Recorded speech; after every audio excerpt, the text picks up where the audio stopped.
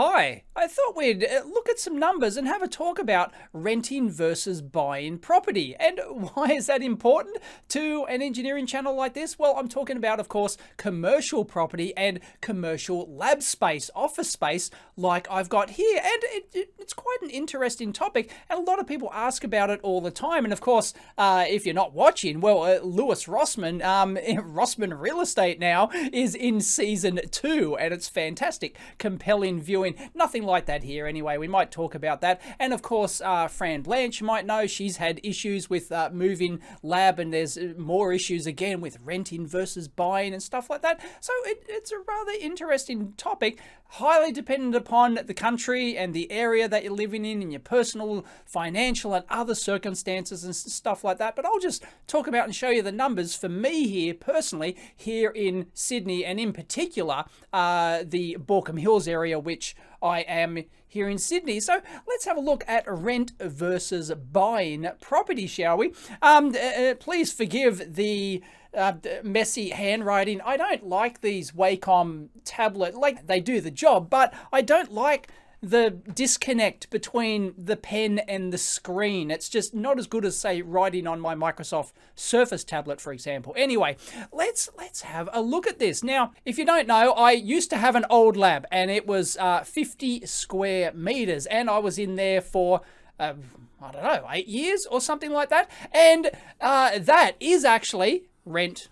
Well, you could think it might be rent-free because I actually own that property. When I moved out of the garage, I looked at what was available and, like, should I rent or should I buy? And I was looking for a small space. I was originally looking for about 20 square meters because my old lab was like 4 or 5 square meters. And I thought, oh, if I get 4 or 5 times bigger than that, that'll be plenty. And I'm glad I didn't go. I actually bid on a place that was, I think, 25 square meters or something, which was near here, but we were actually gazumped on that one, and I'm not even sure if that's legal here. Anyway, I dodged a bullet there, I think, because that was too small, and ultimately turns out that the 50 square meters is too small, hence my current position. I am actually looking to buy a new commercial lab that I'll move in, but we'll get into that. So I bought that when I moved out of the office because I looked and the prices were quite reasonable back then, as we'll talk about,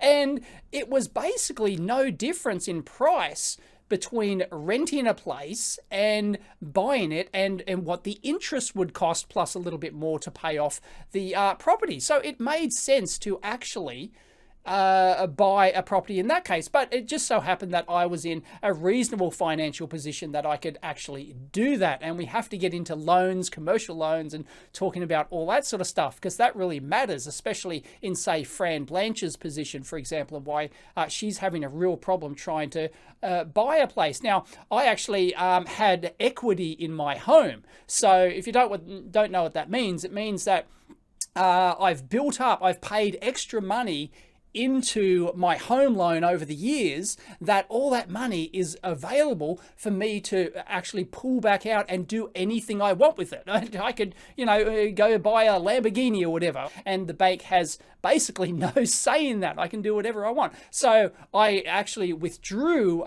some money to put the deposit down for the old lab, the old 50 square meter lab, and then I started paying that off, and as it turns out, that was actually turned out just by luck, happened to be a really good investment decision, because usually commercial property, unlike residential real estate, which is, skyrocketed here in Australia, it's just, nuts.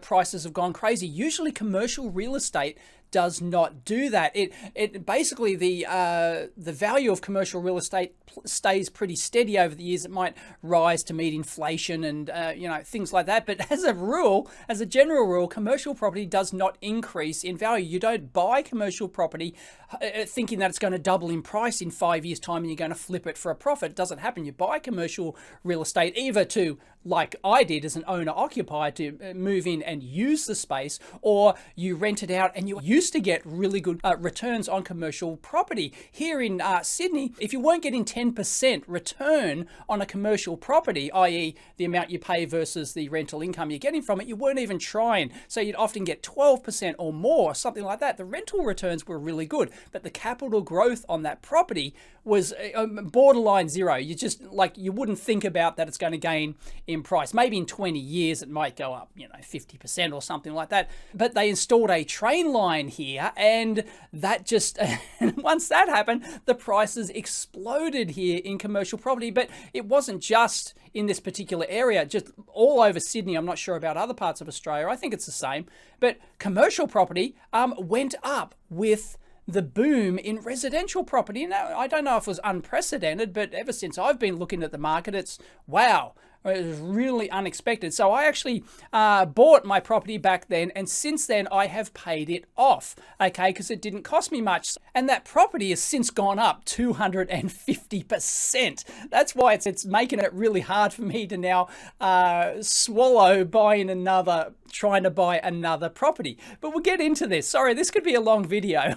So buckle up, Dorothy. Kansas is going bye-bye. So some people might think, oh, because I own that 50 square meter lab, which is in the same complex here as what I'm currently renting, by the way, then you can think of it as free. But it's not, because it's actually currently rented out to a bunch of lawyers, by the way, for $17,500 per year. So really, that's effectively lost income if I'm using that myself. So it depends on how you want to look at it, but to me it's $17,500 per year in lost revenue. And the thing we have to talk about as well is outgoings. Now, for a 50 square meter commercial office in a commercial building like this one, which has lifts and everything else, the outgoings are about, for 50 square meters, are about $5,000 a year. And that building just happens to be one of the pricier ones in this business park,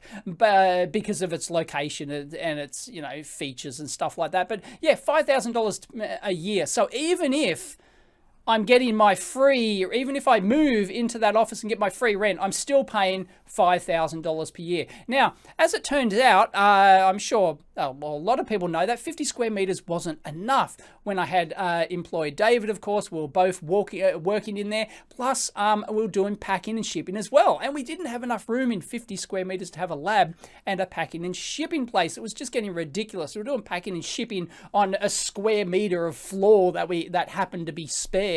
It was just nuts. So I decided to rent a 33 square meter office just up the road. So I actually had two offices. I had the lab where I'd shoot my videos, and then I had the 33 square meter office where I would edit my videos, and that's where we do packing and shipping from. And I've got a packing and shipping person, Suze, who, if you buy something from a store, it's almost certain that she's going to pack it and ship it. If she's away, I'll do it myself. But anyway, yeah, so she does all the packing and shipping and logistics, stuff like that. So that's what the 33 square meters. So around about that 80 odd square meter mark, I found was pretty much the space I needed, because 50 square meters really only does a lab and maybe a little bit of space. But if you got lab, if you got 2 employees and you got packing and shipping, it's no, it's not enough. And that's 538 square feet. I had to get the calculator out for that for you Yanks. So there you go, who work in square, that weird square feet stuff. So rent on an office in this particular business park for 33 square meters was about $15,000 per year. So even though,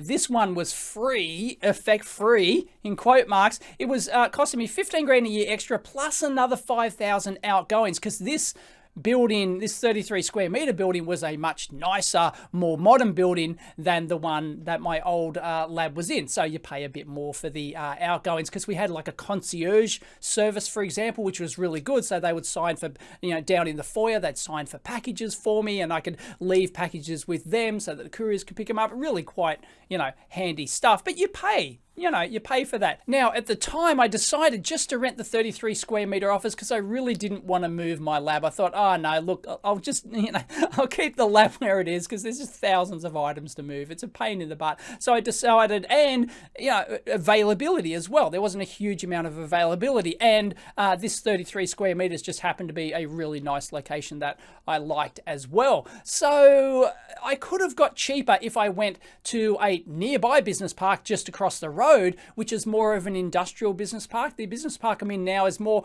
pretty much just commercial office. They don't really have much in the way of like shared, more industrial ones, you know, the ones with the roller doors and whatnot, and that are like 80% warehouse, you know, 20% office or something like that. They're usually like mostly just 100% commercial office, you know, lawyers and real estate agents and doctors and advertising agencies and, you know, engineering consultancies and things like that stuff, you know, just commercial, your regular sort of commercial office type space.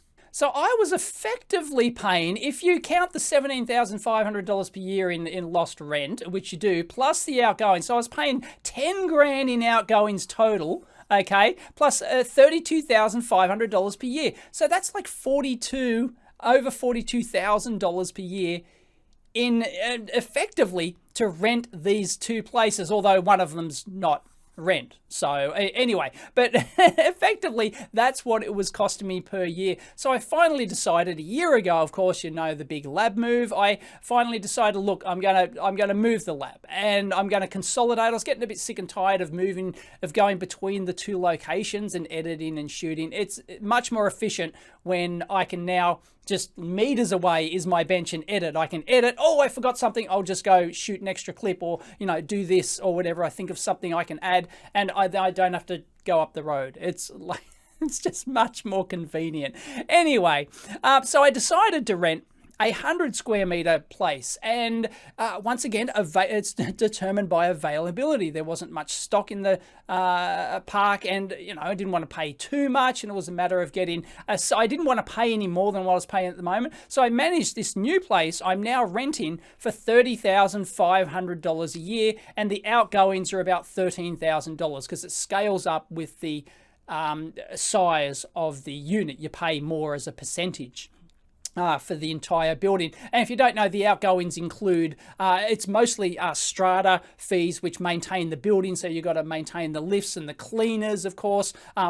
These offices typically don't have their own facilities, i.e. bathrooms. Typically they've got, you know, common shared bathrooms on each level down, and it's good when you don't have to clean your own toilet. Someone does all that, cleans up everything, maintains the whole building and the premises and the car parks and the garbage room, for example, the dumpster room where I get all my stuff from, is like, you've got to pay for this. So $13,000 outgoing. So it's about the same as what I was paying, before, basically. And I now get $17,500 a year rent from my old lab. So as I said, I'm now actually starting to look for actually buying another lab to actually move into, because I don't want to pay rent forever, because, well, a lot of people say rent is lost money and all that sort of jazz, but it depends upon your particular financial circumstances. My financial circumstances, it doesn't make sense to continue renting forever. It made sense up here and at the moment, just due to, you know, circumstances at the time and availability and requirements and things like that. But I can't go on renting a place forever and paying $30,500 a year. I've got to think long term here. So I've got another year left on my lease, but there's hardly any stock in the park at the moment. In fact, almost nothing in the size that I'm looking at. So I've got to start putting out the feelers now and setting up email alerts on all of the various commercial real estate sites and stuff like that, waiting for something to pop up. So then when something does pop up, I can get notified of it and, you know, decide and go and inspect and decide if I want to buy that place or not. So if we look at, say, a 10-year time frame, and I plan on doing this for at least the next 10 years, then, of course, you're looking at $305,000 over the next 10 years. So that is a heck of a lot of money for me to pay out and get no return from, really. Sure, I'm still getting my $17,500 a year, hopefully, you know, if you can find a tenant and they don't move out, etc., etc. Now, of course, I could enact the clause in the lease up here and boot those lawyers out of my old lab, and I could actually move back in to my old lab, but as I said, 50 square meters is just not big enough. David doesn't actually work here in the office anymore. He works from home now. It's better and more convenient. So, you know, really, I've found that that 100 square meters without extra employees here is probably too big. So I'm probably looking around about the 80 square meter mark or something like that should do it, because you pay effectively per square meter. Actually, here in the business park I actually bid on at the time, because I really liked that old 33 square meter office. There was one next door to it that actually went up for auction.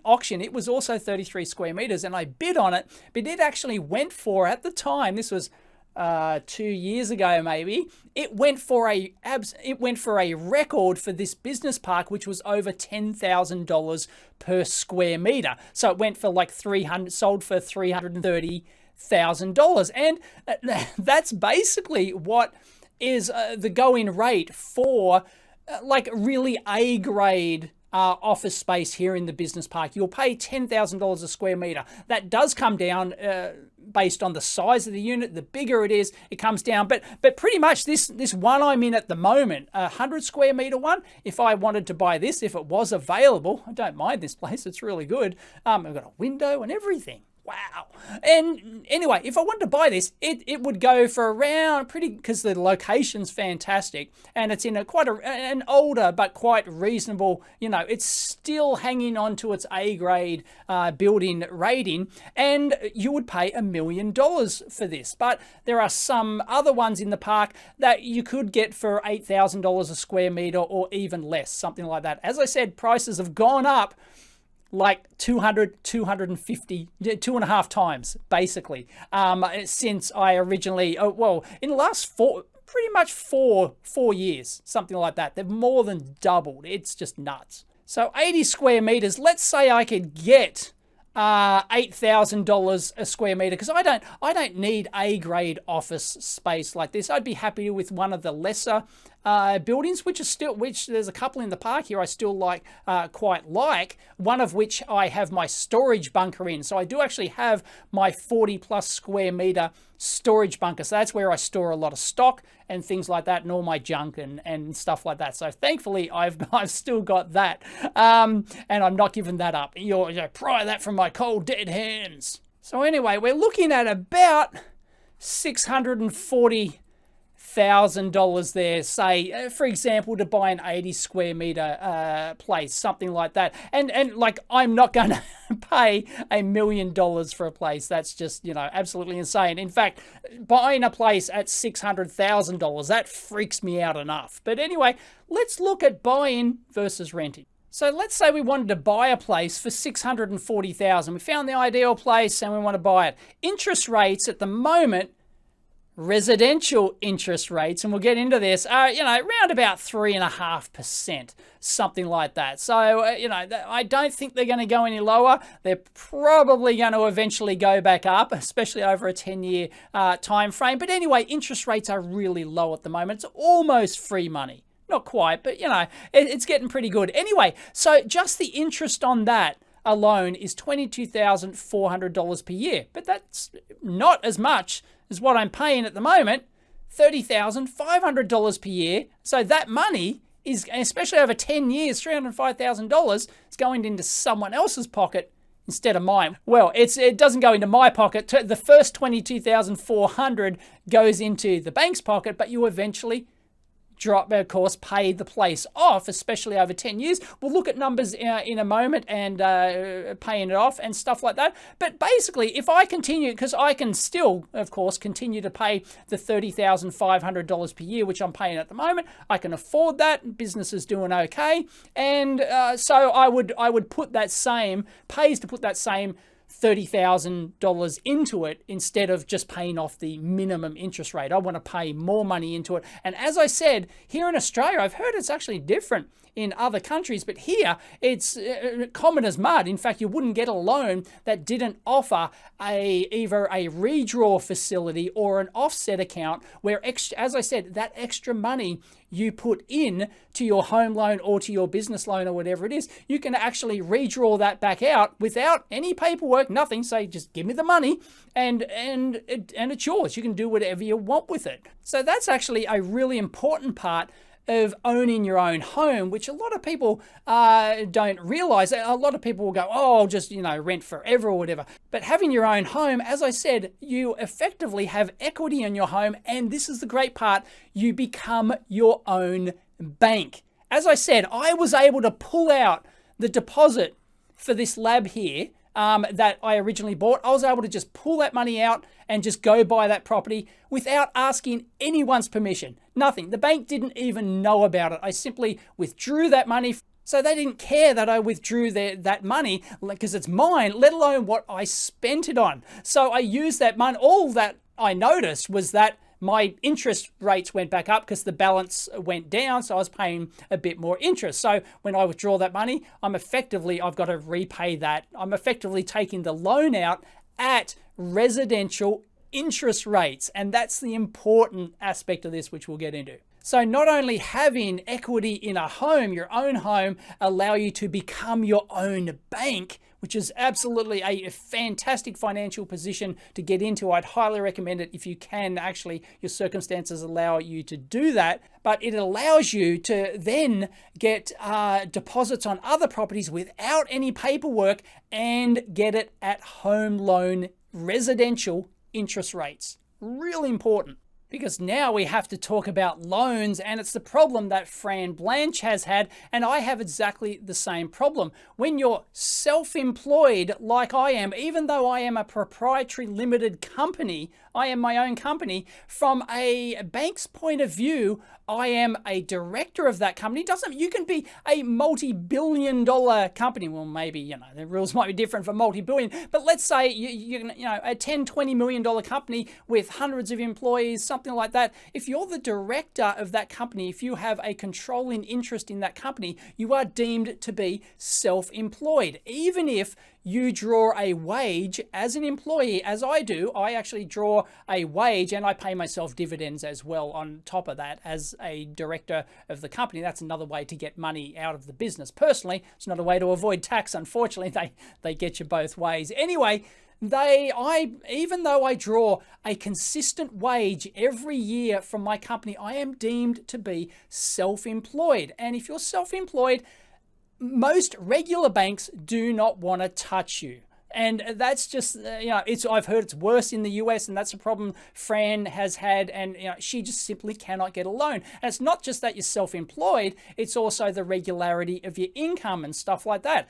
And that's why I actually said I was so glad. Actually, I made a mistake. I said I got the deposit for the previous lab out of my home loan. No, back then, the commercial property was cheap enough that I was able to take the full amount out of my home loan because I'd been paying off my home for, so many years that I had enough money in there to actually withdraw and buy the lab outright. So from day one, I owned that lab outright. But of course, the security against that is effectively my home. So I was paying off the interest on my home loan, and if I didn't repay that, they'd repossess my home. So there's a risk there, of course, because you're using your house as your collateral. But if you're confident in your business and your circumstances and stuff like that, the risk was essentially zero. So anyway, I own that lab from day one. I eventually paid that back down, so I effectively have paid off that office and now own it.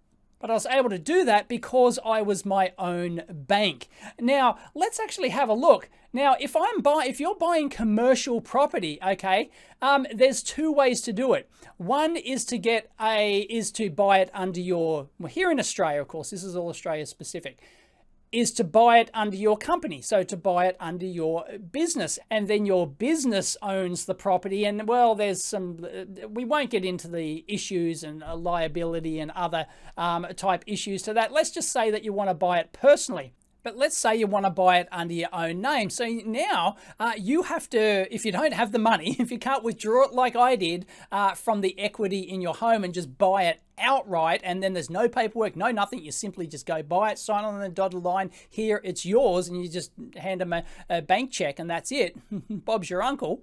And if you can't do that, then you've got to get a loan. And of course, if you want a loan for a commercial property, oh, here's where you can come a gutser, because as I said, interest rates here currently 3.5%. But what's this?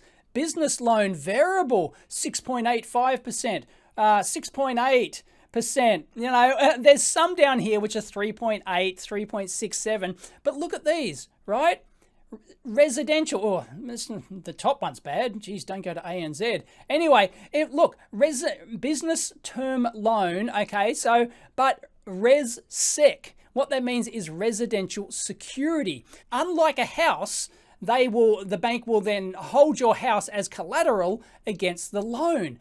You generally can't do, well, you can do it for commercial property, we'll get into that, but generally, the banks don't want commercial property as collateral. You can only get the low or lower interest rates if you put up a residential property, i.e. your house against it. So if you go, right, I want to buy this commercial, I found this office I want to buy, and then they'll go, oh, well, that's great, but you've got to put your house up as collateral. They want the residential house because it's easier and to resell if they have to repossess your house and then sell it. It's easier to do that, and they're going to get more for a residential property than they will for commercial real estate. So if you want a low interest rate like 3.67, 3.83, something like that, they will only accept residential real estate as collateral for that. But you can actually put up your office as collateral against the loan, but typically you'll be paying 6.85%, you know, 6 or 7%,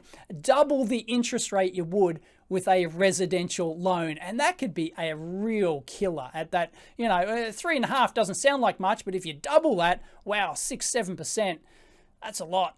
And on top of that, they're going to want a larger deposit. You might be with buying a house or an apartment or whatever you want to buy, residential real estate, you might be a 5 or 10% deposit might be enough. 20% if you want to avoid mortgage insurance and all that sort of jazz. But for a commercial office space, they're going to want like 35, 40% minimum deposit. So unless you can come up with that cash some way, either withdraw it from the equity of your home or do whatever, then yeah. So if I want to actually buy that $640,000 place, for example, I'm going to have to pony up like, you know, $250,000 in deposit for that. And once again, I can take that out of the equity in my home loans. But this is where it gets rather complicated. If I want to pull out just the deposit, say the deposit's $200,000, if I just want to pull that out of my home loan, I can do that, and I can go to the bank and say, here's my $200,000, here's a check for $200,000, this is my deposit,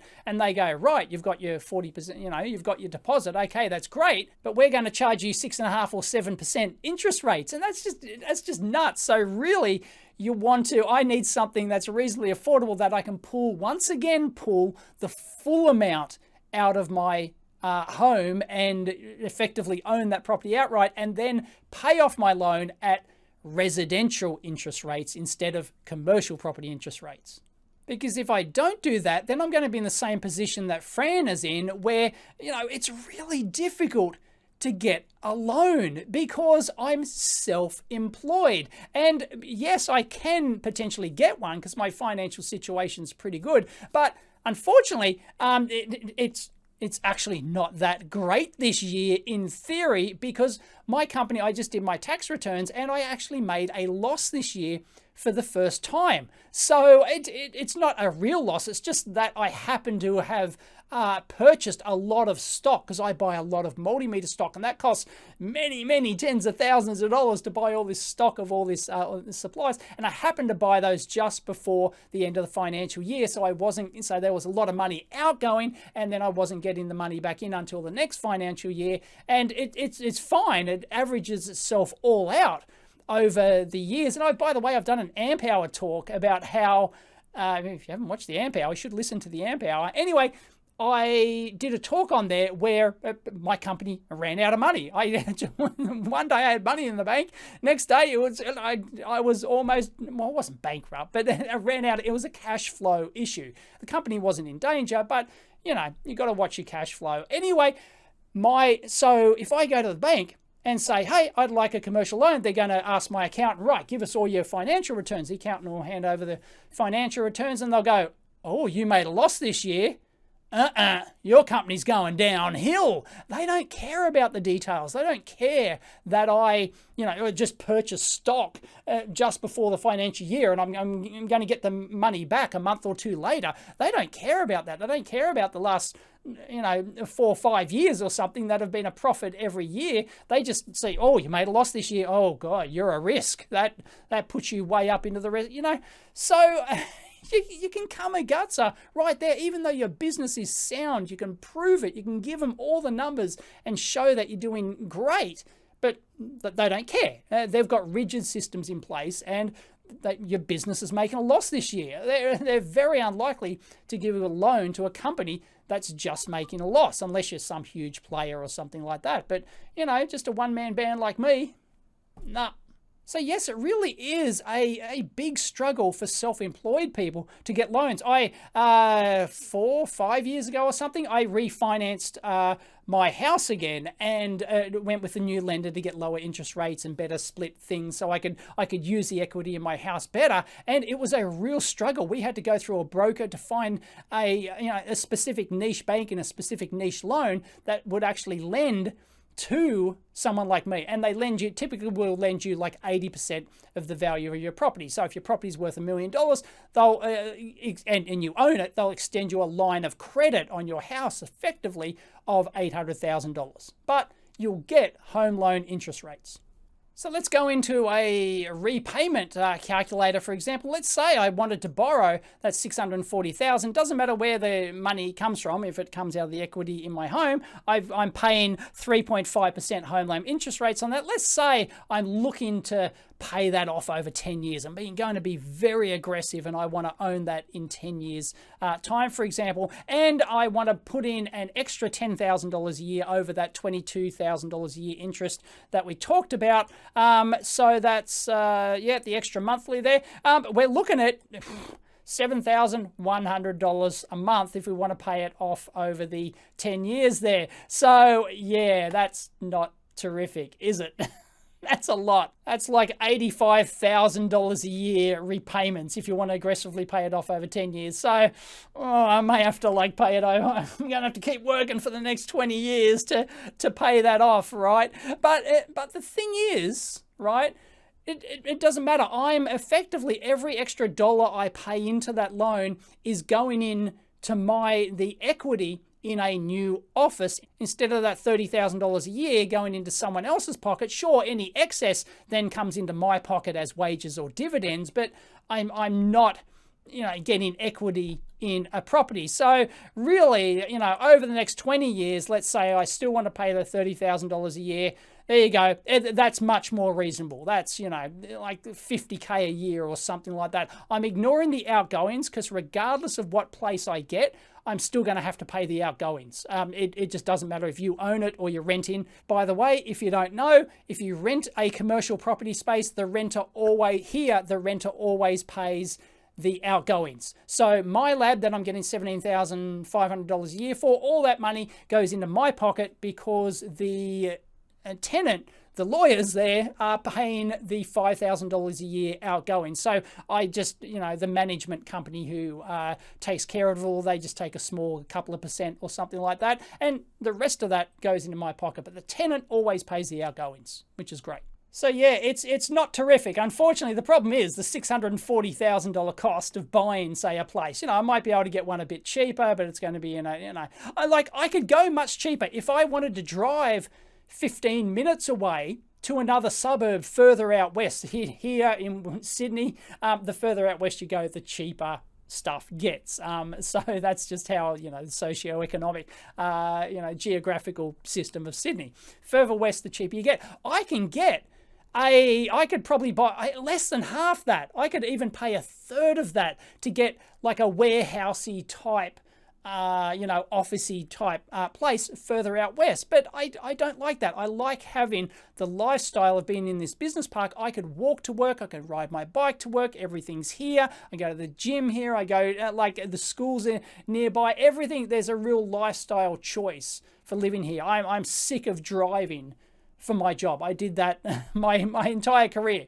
Drove or took public transport to work. I don't want to do that anymore. So I really want to buy in this business park. As I said, I can even get cheaper if I go the business park just across the main road here, but then I've got to get across the main road, and that's just agitation every day and a pain in the butt.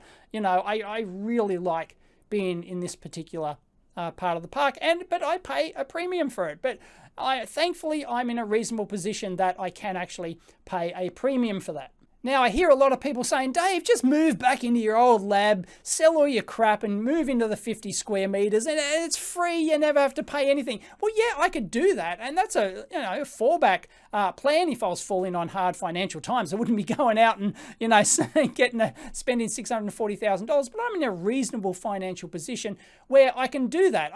This would actually, going back into 50 square meters, yeah, I could do it, but it'd actually be a step back financially, because what else am I going to do with my money? It goes in my pocket. I can invest it in other things, but you're better off investing in, when you buy this, it's likely not, even if there's a huge market crash, it's likely not to go down by a large amount, really. So the risk, the downside risk is quite small on commercial property like this, and I can always sell it. There's always a desperate availability for offices like this. As I said, stock in this business park is generally, it's pretty rare, and they sell pretty good if you put one up, especially the smaller ones. So the bigger ones are harder to sell, the couple of hundred square meters and stuff like that cost millions of dollars. You've got to find someone willing, but like the smaller ones, like 50, 80 square meters, they're just snapped up like that. So really, even if I went in and, bought this place and in 5 years' time, I don't know, my circumstances have changed or whatever by bad luck or bad design, or just I move on to something else, unlikely, then I can always sell the place, and the extra money I've put in goes off the equity, and instead of, I don't like the idea of renting $305,000 over the next 10 years going into someone else's pocket. That doesn't sound like a plan to me. But at the time, renting this 100 square meter place, I had my reasons. Renting this 33 square meter place, I had my reasons. But I think it's time to bite the bullet and just get a larger place. So I've got the feelers out, but there's nothing really at the moment. There's one available which I kind of like, but it's not actually for sale. But I've talked to the agent and they said, maybe they're thinking about selling it. If they can't rent it, maybe in March next year, they'll, might be thinking about selling it, stuff like that. Anyway, I've got another year here on my lease and I'm happy where I am. But yeah, I think it's going to be better if I can look at buying a place. But unfortunately, it's not going to turn into a Rossman real estate drama epic, because here in Sydney, it's totally different in New York, where Lewis is searching to buy a new place. It's just every office here is like you don't have to do anything to it unless you wanted to fit it out for some specific reason. You're a doctor, or or you wanted to make it look fancy pantsy because you're highfalutin lawyer or whatever. By the way, the lawyers who rented my 50 square meter lab, they ripped out the old little cubicle that I had and they made a bigger cubicle with a huge glass window on it for a meeting boardroom and things like that. And they just made it look a bit more fancy pantsy. But yeah, I just need a blank office space and just move into it. I don't have to do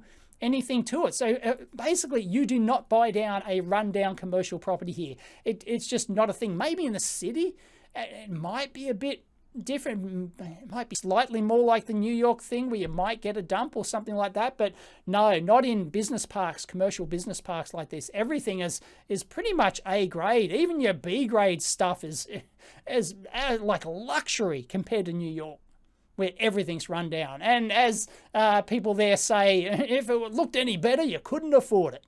And there's no drama with the leases here, for example. Like Lewis is like, he's talking about 300-page leases, and it's just nuts. No, everyone just goes with the boilerplate template lease here, and it's like 10 pages long, and it's all standard, it's all fine. Everyone just signs it. You just negotiate a little bit on the price, but apart from that, you know, you might have a little change in the lease or something like that, but I got a minor change in the lease here for specific use that I do, but like there's just no drama. You simply sign on the dotted line, it's yours. So sorry, yeah, there's not going to be any epic drama of me searching for a new place here. As I said, there's no stock. I can't go around looking unless I want to look at the, 500 square meters or something like that just for kicks, but no, I'd just be a tire kicker.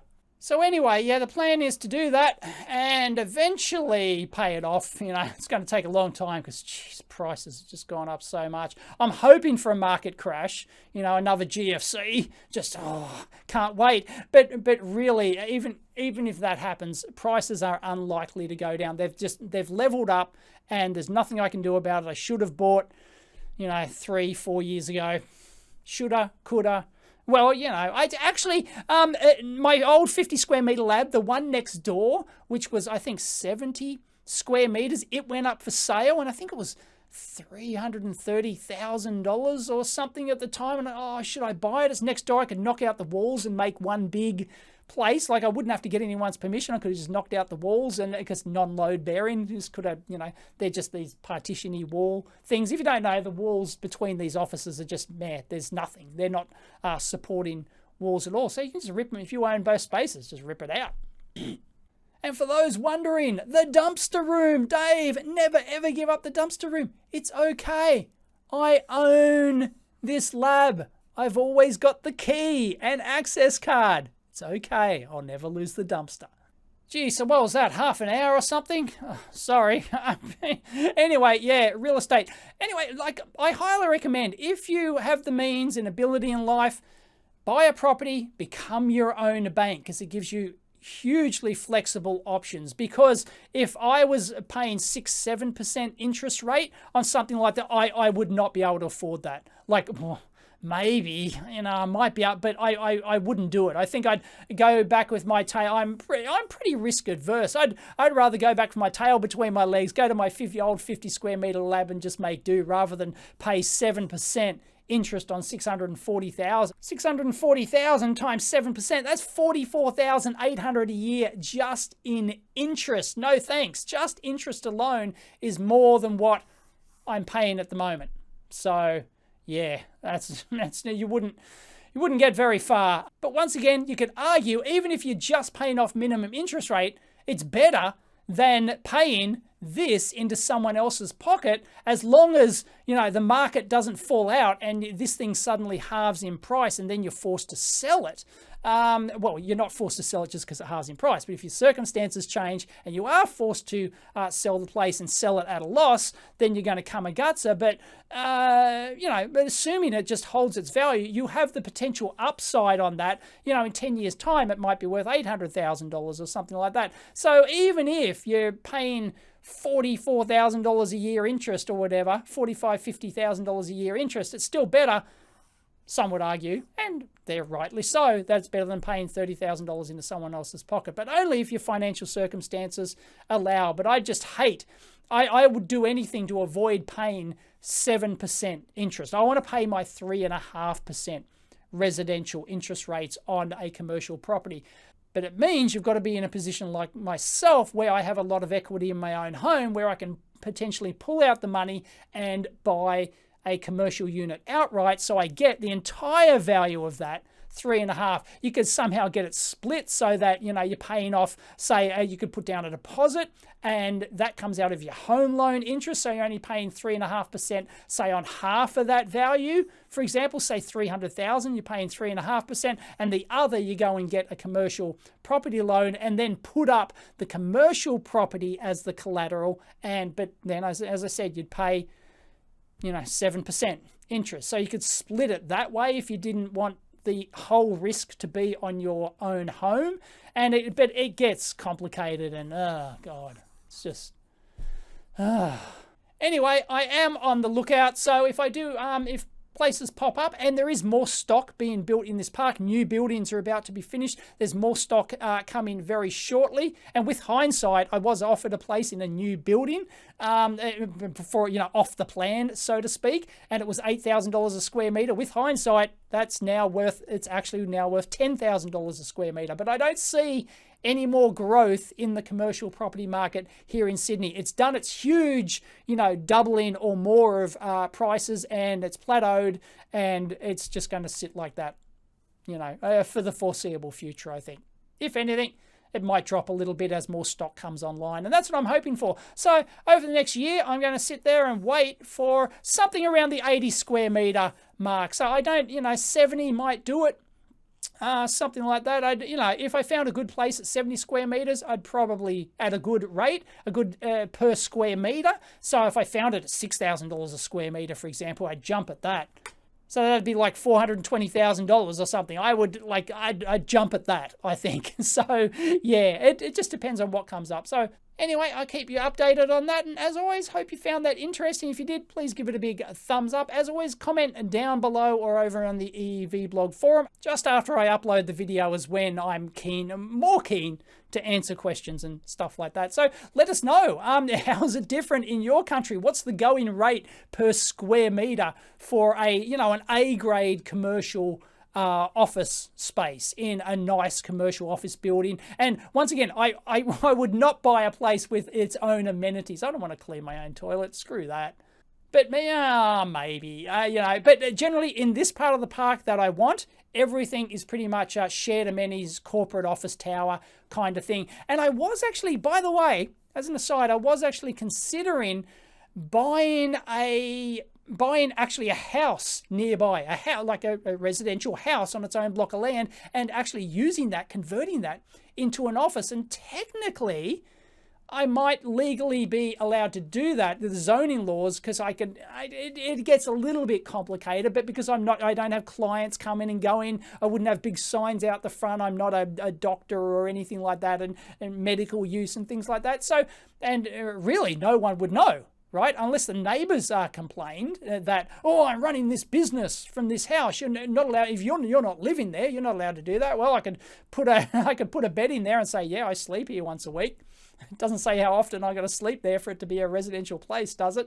Anyway, it gets a bit messy, and it's actually, you could buy a house for like $800,000 around, like a small rundown place. So then you own your own block of land. But I went away from that because even though I'm a bit of a loner, I do like doing this sort of stuff on my own. I do actually enjoy being in a commercial office building here. You get to talk to other people and, share lifts, and I can just wander out at lunchtime, and, it's just being stuck in some house in the middle of the burbs or whatever.